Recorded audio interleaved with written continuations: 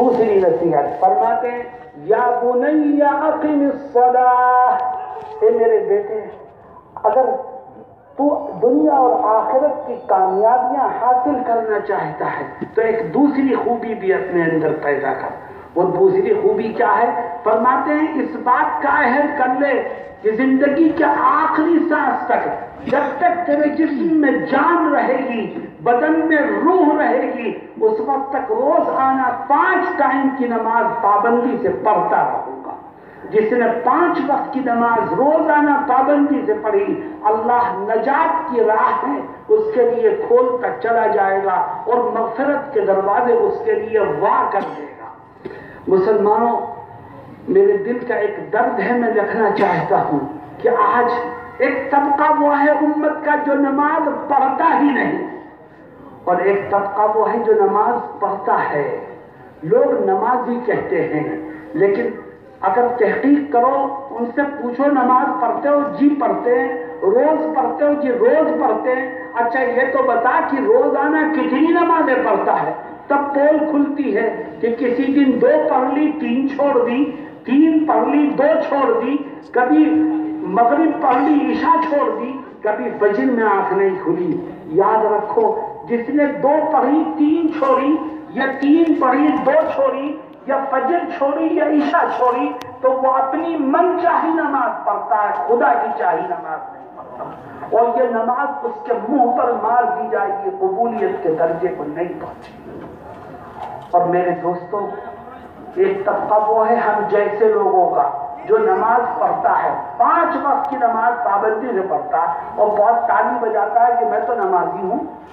لیکن جو لوگ نماز پڑھتے ہیں اور پابندی سے پڑھتے ہیں، ان کی نمازوں میں یہ کمی عام ہے کہ اگر آپ فجر کی نماز میں، مغرب کی نماز میں، عشاء کی نماز میں سلام پھرنے کے فوراً بعد ان سے پوچھ لیں کہ بتاؤ امام صاحب نے پہلی رکعت میں کون سی سورت پڑھی اور دوسری میں کون سی سورت پڑھی، تو شاید 95% لوگ نہیں بتا سکے۔ کیا مطلب؟ تیرا جسم تو مسجد میں ہے، لیکن تیرا ذہن مسجد سے باہر ہے۔ تو اس رب ذوالجلال کے سامنے کھڑا ہے جو تیرے ظاہر کو بھی دیکھتا ہے اور تیرے باطن کو بھی دیکھتا ہے۔ تیرا ظاہر تو مسجد میں ہے اور تیرا باطن مسجد سے باہر ہے، تو بتا تیری نماز قبولیت کے درجے کو کیسے پہنچے گی؟ میرے دوستوں اور ساتھیوں، نماز پڑھنے کا مطلب کیا ہے آپ نے سنا ہے، اور آپ جانتے ہیں، خود عمل بھی کرتے ہیں کہ نیت باندھتے، بھائی میری طرف دیکھو، نیت باندھتے وقت آپ ہاتھ اٹھا کر کے اللہ اکبر کہتے ہیں۔ اس کا کیا مطلب؟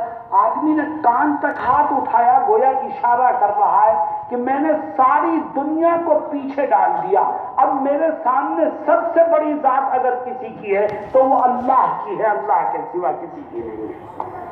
تو اشارہ تو کر رہا ہے دنیا کو پیچھے ڈالنے کا، لیکن تیرے دل میں دنیا موجود ہے، اسی لیے تجھے پتا نہیں کہ رکعتیں 2 ہوئی کہ 3 ہوئی، 3 ہوئی کہ 4 ہوئی۔